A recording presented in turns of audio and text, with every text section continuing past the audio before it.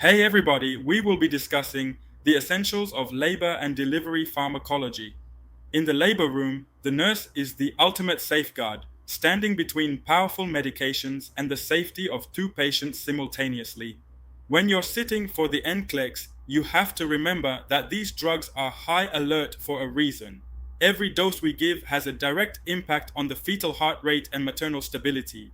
Let's break these down by what you'll see on the floor and on your exam. 1. Oxytocin. Pitocin. The powerhouse oxytocin is used for labor induction and to prevent postpartum hemorrhage, PPH. On the Nclex, the must-knows are all about safety. You must administer this via a secondary infusion, piggyback, into the port closest to the patient so it can be stopped immediately if things go south.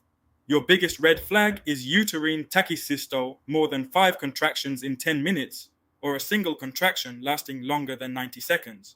If you see late decelerations on the fetal monitor or tachysystole, your first nursing action is to stop the infusion. 2.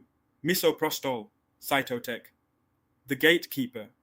Before the contractions start, we need the cervix to be favorable. Misoprostol is a prostaglandin used for cervical ripening. It softens the cervix so induction is more likely to succeed. The Nclex loves to test on the 4-hour rule. You cannot start oxytocin until at least 4 hours after the last dose of misoprostol. Why? Because giving both simultaneously can cause uterine hyperstimulation or even uterine rupture. Always check the patient's contraction pattern before moving to the next stage of induction. 3. Magnesium sulfate, the protector.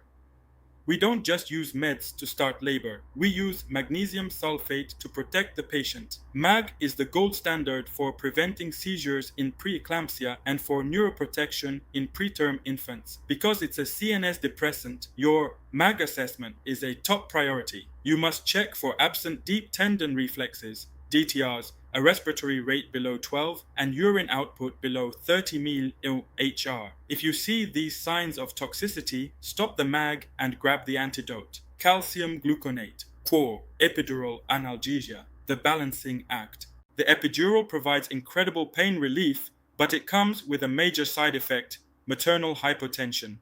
When the sympathetic nerves are blocked, blood vessels dilate and pressure drops.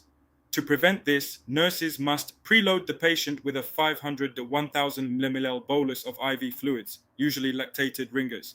If the mother's BP drops, fetal perfusion drops. If the Nclex asks for your first action after a drop in BP, think lateral position, IV fluids, and oxygen. 5. Opioids and nitrous oxide, the timing game. For systemic relief, we use opioids like fentanyl or morphine. The Nclex trap here is the timing of administration. If you give an opioid too close to delivery within 1 to 2 hours, the baby will be born with respiratory depression, what we call a sleepy baby. Always check the cervix first. If delivery is imminent, hold the opioid. Nitrous oxide is a great alternative because it's patient-controlled and clears the system rapidly, making it safer for the neonate. Always have naloxone, Narcan at the bedside, just in case that first breath needs a little help. Comment section work. A nurse is monitoring a client on a magnesium sulfate drip for preeclampsia. Which finding would require the nurse to stop the infusion and notify the provider? A. Absence of patellar deep tendon reflexes.